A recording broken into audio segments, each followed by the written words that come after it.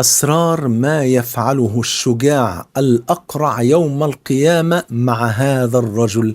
السلام عليكم ورحمة الله وبركاته. بسم الله والحمد لله والصلاة والسلام على رسول الله صلى الله عليه وآله وسلم. قال الله عز وجل: ولا يحسبن الذين يبخلون بما آتاهم الله من فضله هو خيرا لهم بل هو شر لهم سيطوقون ما بخلوا به يوم القيامة. وضح ذلك النبي صلى الله عليه وسلم في الحديث الذي رواه أحمد بسند صحيح، فقال: إن الذي لا يؤدي زكاة ماله يمثل إليه ماله يوم القيامة شجاعا أقرع له زبيبتان، فيلزمه أو يطوقه ويقول: أنا مالك أنا كنزك، أنا مالك أنا كنزك. الحديث ده بيوضح لنا عقوبة من يبخل ويمنع زكاة ماله.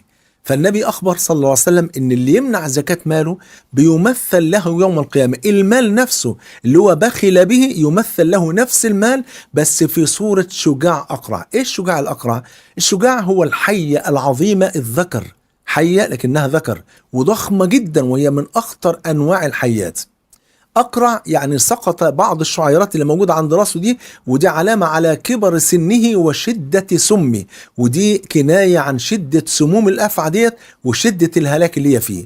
له زبيبتان يعني نقطتين سود موجودين فوق عينيه، ودول علامات على الحية شديدة السم شديدة الشراسة. يطوقه يعني يلتف حول عنقه. سبحان الله، المال اللي هو بخل بيه ومرضيش ينفقه على الفقراء واليتامى والأرامل والمساكين، المال ده يمثل له يوم القيامة في صورة حية كبيرة جدا ذكر شديدة السموم، وبعدين تلتف حول العنق وتفضل تقول له: أنا مالك أنا كنزك، أنا مالك أنا كنزك.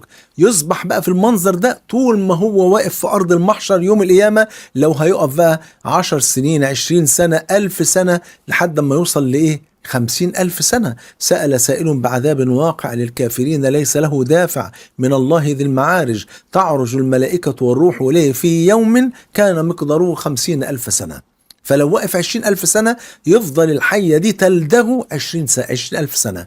لو وقف 50,000 سنة تفضل تلدغه عياذا بالله 50,000 سنة، بأنه بخل بهذا المال اللي هو أصلا مال الله ونحن مستخلفون فيه، وربنا وعده: لو أنفقت هعوضك وما أنفقت من شيء فهو يخلفه وهو خير الرازقين. وقال صلى الله عليه وسلم: 3 أقسم عليهن، أول حاجة ما نقص مال من صدقة، ومع ذلك كان بخيلا وكان عنده سوء ظن بالله أنه لو أنفق فلن يعوضه الله سبحانه وتعالى، فيعذب بنفس المال الذي بخل به عياذا بالله، فيصبح المال الذي بخل به في الدنيا يصبح عذابا له يوم القيامة.